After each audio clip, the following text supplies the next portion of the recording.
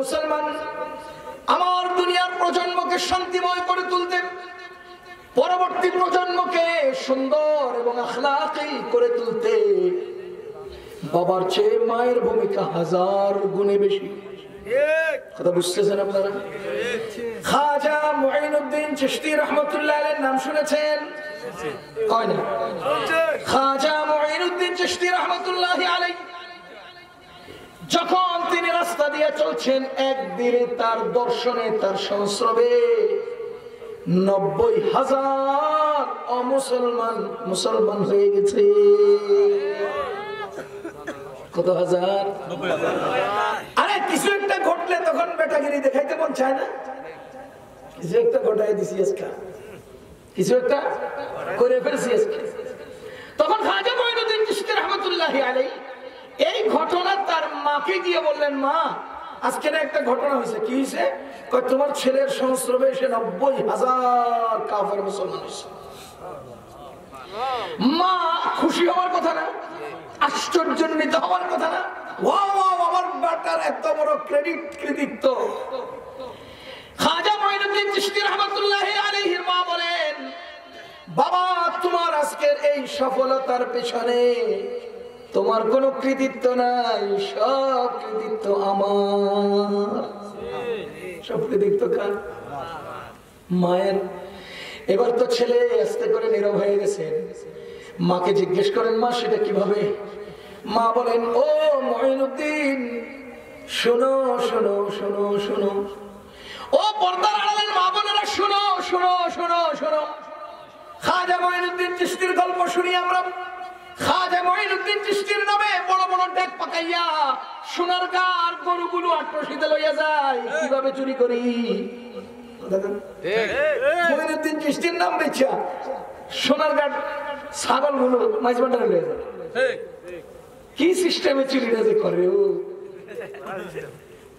খাজা মুঈনুদ্দিন চিশতি রাহমাতুল্লাহি আলাইহি তার মা বলেন, শুনো ছেলে আমার, তুমি যেদিন আমার পেটে এসেছ সেই দিন থেকে আমি যে পরিমাণ আমল করেছি করেছি করেছি, তুমি যখন দুনিয়াতে ভূমিষ্ঠ হয়েছ আমি যতদিন তোমাকে নিজের হাতে খানা খাওয়াইছি, রিজিক দিয়েছি, আমার বুকের দুধ দিয়েছি, হাতে আমি খাবার দিয়েছি, যতদিন আমি তোমাকে খাবার খাওয়াইছি, ও মুঈনুদ্দিন একবারের জন্য আমি নাপাক অবস্থা তো দূরের কথা, বিনা ওযুতেও খাওয়াই নাই।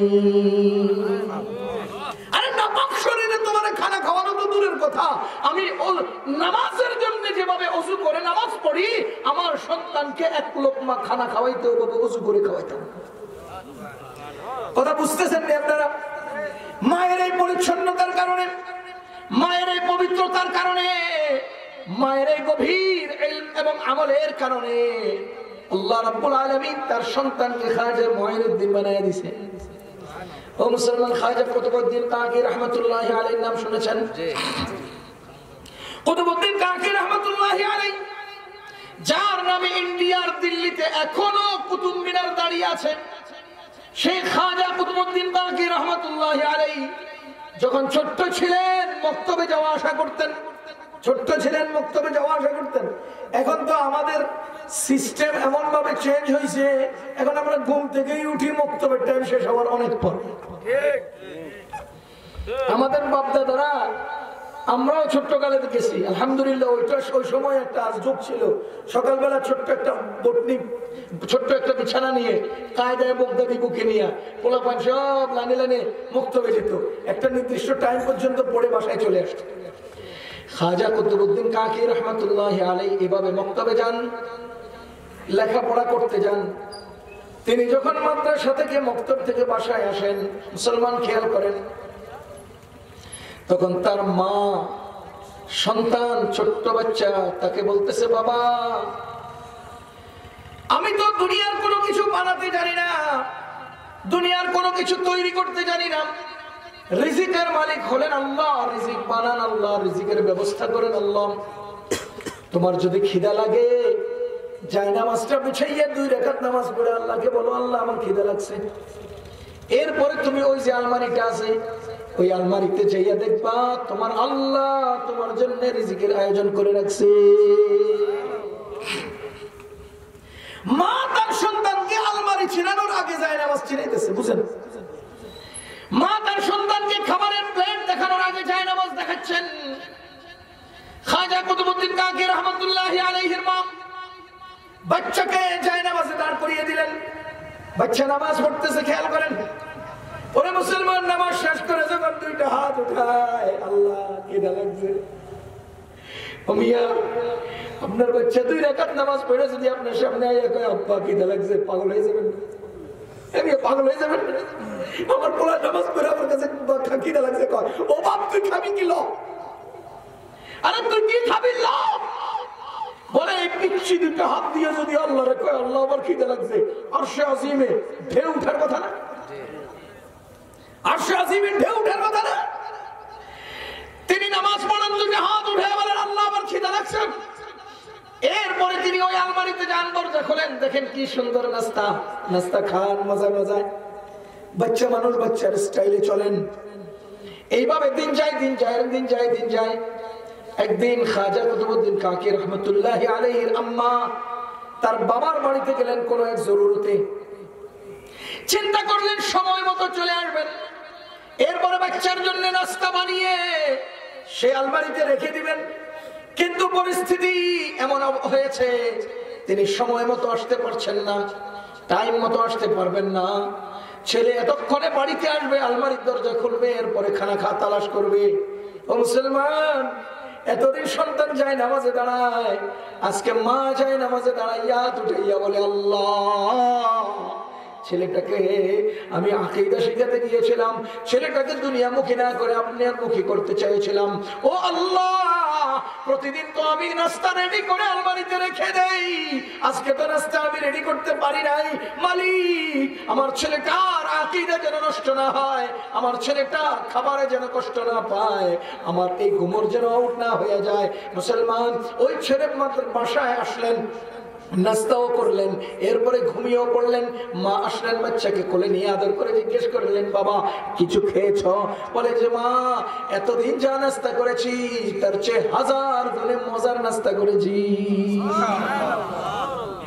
এই মুসলমান, খাজা কুতুবউদ্দিন কাকি রহমাতুল্লাহি আলাইহির ইতিহাস কিতাবে পড়েছি, তিনি যখন মারা গেছেন বা তার যুগের বাদশাহ যখন মারা গেছেন, তখন বাদশাহ অথবা তিনি ঘোষণা দিয়েছেন আমার জানাজা এমন ব্যক্তি পড়াবে যার জিন্দেগিতে আসরের নামাজের সুন্নত কাজা হয় নাই, যার জিন্দেগিতে আসরের নামাজের সুন্নত কাজা হয় নাই, তাহাজ্জুদ নামাজও কাজা হয় নাই, যার জিন্দেগিতে পরনারীর প্রতি এক নজর চোখ উঠাইয়া তাকানোর কোনো উদাহরণ নাই, এমন একজন ব্যক্তি আমার জানাজা পড়াবে। কিতাবে আসছে খাজা কুতুবউদ্দিন কাকি রহমাতুল্লাহি আলাইহি বাদশার জানাজা পড়ানোর জন্য তিনি সামনে এগিয়ে গেলেন। সব মানুষদেরকে সম্বোধন করে সব মানুষের সামনে তিনি বাদশার জানাজার সামনে গেলেন। এরপরে বাদশার দিকে আঙ্গুল তুলে বলে, ও বাদশা রে, জীবনে কেউ যা জানতো না তুমি মইরা দিয়ে আমার সব গোমর পাবলিকের সামনে ওপেন করে দিছো, কারণ তুমি এমন শর্ত দিয়েছো যে শর্তটা পালন করতে গেলে আর কেউ নাই আমি ছাড়া। এবার বলেন তো, মা তাকে যায় নামাজ চিনাইছেন, এই জন্য সেই সন্তান আসরের সুন্নত কাজা করে না। আমরা তো ফজরের নামাজে পড়ি না, আসরের সুন্নত তো দূরের কথা, আসরের নামাজেই পড়ি না, সুন্নত ঠিক নেই।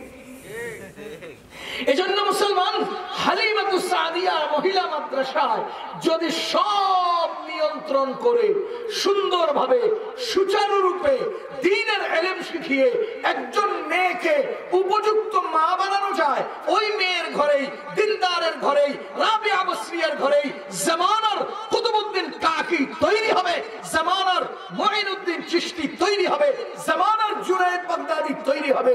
এজন্য পরবর্তী জেনারেশনকে উন্নত করতে চলমান জেনারেশনের মেয়েদেরকে উন্নত করতে হবে। কথা বুঝতেছেন আপনারা?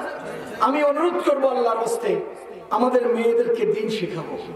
বর্তমান স্কুল কলেজের যে সিলেবাস, এই সিলেবাসের দিকে গেলে আপনার সন্তান যে কোন জগতে যাইয়া পড়বে, আমরা একদম দরদের সাথে বলছি আল্লাহর হস্তে ও সমস্ত সিলেবাসকে ত্যাগ করে দিন শিখেন, দিন শিখান।